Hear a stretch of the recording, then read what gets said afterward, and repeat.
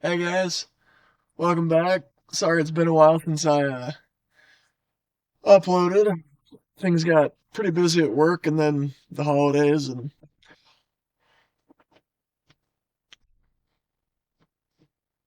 I try to do a little more research and reaction content, but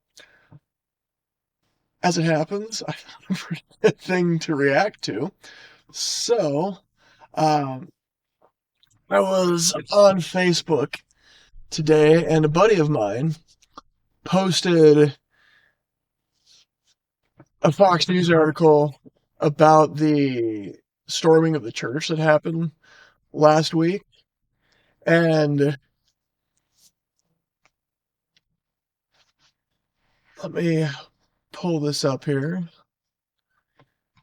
So, can someone, preferably an evangelical Christian, as they tend to be right leaning, I'm assuming you say, explain what she is talking about. How is Christ driving money changers of the temple different? I don't care about politics. I know what Don Lemon did, and honestly, should be charged for disturbing the peace. What I want to know is how Bondi can justify what she's saying. So what Pam Bondi said was Jesus Christ would never have stormed a church in protest of the people who were running it. And in as much as this is something I have talked about, I feel like I can respond. This is something I've thought about actually a fair amount, and I talked about it in one of my previous videos, but there are a few things. Sorry, I got pop ups here. So there's a few things, there are a few qualifiers to Jesus driving the money changers out of the church. So let me see if I can find the account here. Jesus drives money changers from the temple. Switch back over here. So I'm looking for. Um,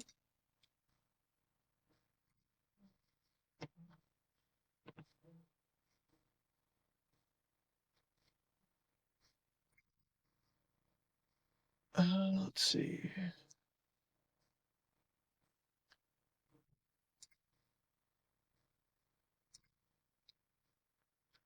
All right,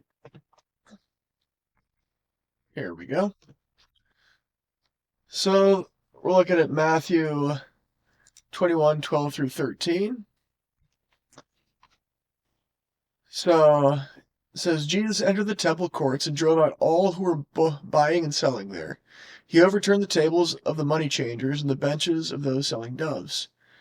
It is written, he said to them, my house will be called a house of prayer, but you are making it a den of robbers. Uh, go to verse 13 here. No, that is 12 and 13. So, um, just for my own personal sake, we'll switch over to the new KJV. And it says, then Jesus went into the temple of God and drove out all those who bought and sold in the temple, and overturned the tables of the money changers and the seats of those who sold doves. And he said to them, it is written, my house shall be called a house of prayer, but you have made it a den of thieves. So, new KJV sounds a lot like the normal or the New International Version.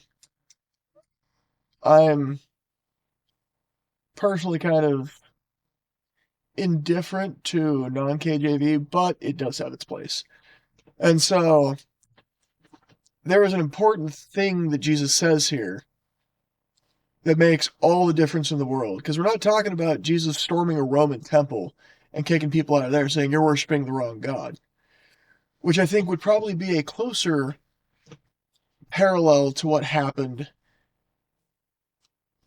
at that church. So we'll pull Facebook back up here. What I forget where this church was, but we can pull it up real quick.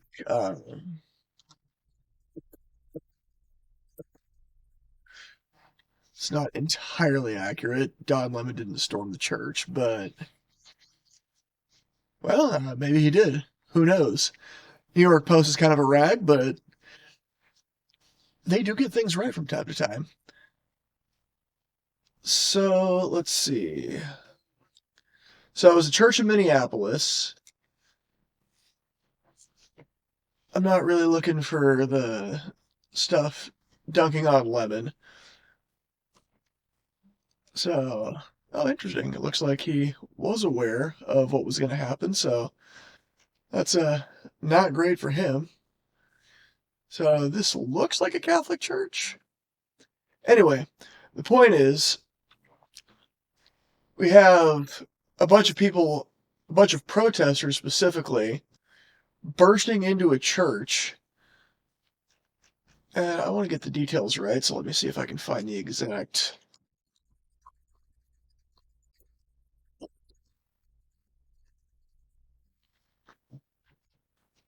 Okay, so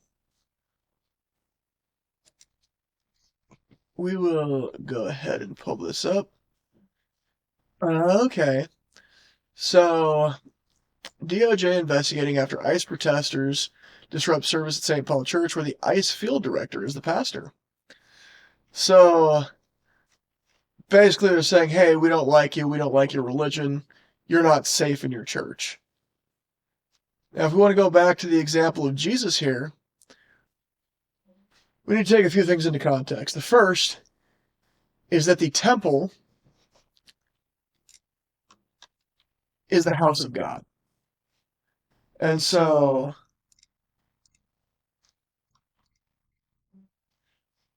with the temple being the house of God, the. Oh my gosh. I am so bad at this. Alright, well, we're just gonna keep rolling with the screen where it is, because I don't know how to fix it now. But with the temple being the house of God, that makes it his house. And the Old Testament and New Testament are pretty explicit about this. The temple was God's house. Jesus Christ is the Son of God. He is God made flesh. And so it is his house. It was not the house of the Jews. No, this wasn't a synagogue that was built by a rabbi. This was built for God. It was built to be the house of God where God could come and dwell among mankind. At the temple, ordinances were performed, expiatory ordinances were performed for the Jews. So the temple was one of the, if not the, it was at the very least the key place where sacrificing of animals took place. Those sacrifices were expiatory sacrifices. For those of you who are not religion nerds, expiatory means they're saving ordinances, essentially, which at the time of Christ, they were symbolic ordinances that represented essentially the sacrifice of Jesus Christ. They were performed every year at the temple. And I am not a religious scholar by any means. I know the scriptures reasonably well. Uh, my background does include a lot of religious studies, but I'm not as detail oriented as I would like to be, and it has been probably a good decade since I seriously started religion. So I'm going off the best of my memory here. But if memory serves, the temple was the place where those ordinances were performed.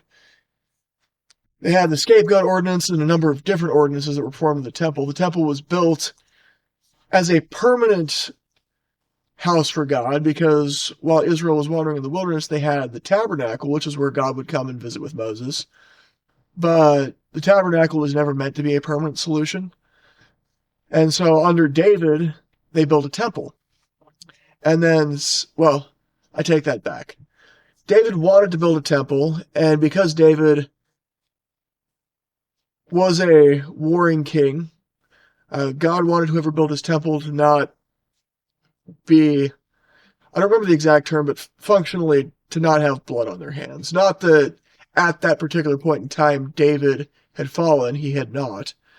Um, David was a king, he was a prophet king, but God wanted the temple to be built by someone who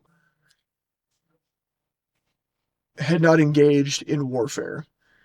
And so Solomon built the temple, and Solomon's temple was around for centuries. I believe it was looted by the Babylonians and then rebuilt after the return from Babylon. And so the temple they had was the second rebuilt temple, but it was nevertheless the house of God. And so Jesus was not invading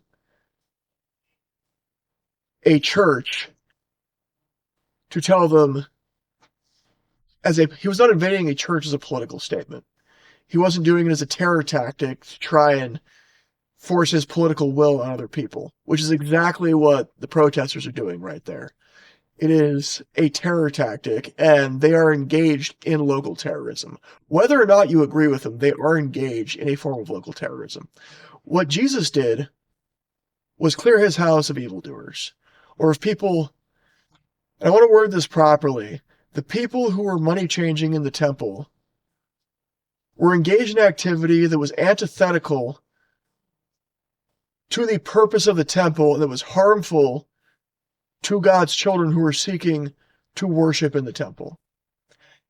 As a father, as a husband, it is not only my right, but it is my responsibility, it is my sacred duty to defend my home from those who would seek to defile it, those who would bring harm to my family, with violence or force if necessary. This is the single solitary time in the entirety of the New Testament that we see Jesus specifically act with violence. And I have referenced this in previous videos. You know, there's a common joke that goes around in the church, and sometimes out of it as well, that, what would Jesus do? When people say, what would Jesus do? Remind them that flipping tables isn't out of the question, which is true, but the caveat to that question is, what is the context? And the context of Jesus flipping tables at the temple and driving out the money changers is that they were there extorting the poor, which is so horrifically antithetical to the purpose, to God's purpose for us, that it was defiling the temple. And so he was defending his house, which, as the owner of the house, was not only his right, but his sacred responsibility. And so I am going to make the argument here that for Jesus to not have chased the money changers out of the temple would have been wrong. Again, this was not an act of this was not a political force tactic. This wasn't an act of political terrorism, which is exactly what was going on at the church in Minneapolis. So these are just my thoughts, guys. I appreciate you hanging out with me and my horrific inexperience with trying to operate OBS. Hopefully I will get this figured out better in the future, and I look forward to seeing you guys. Please feel free to like and comment. Love you, and may God be with you.